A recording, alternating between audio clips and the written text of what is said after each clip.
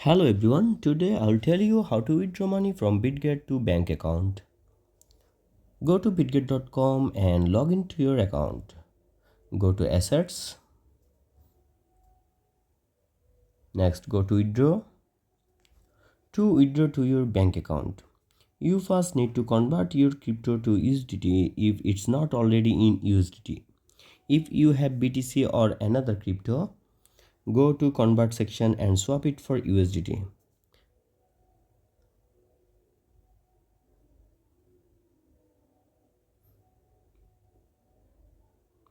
Next go to buy crypto, select P2P trading, choose USDT.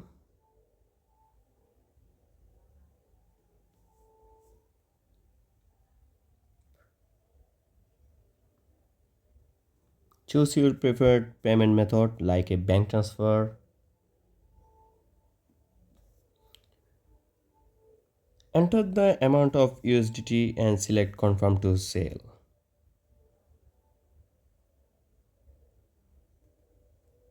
Thank you for watching our videos.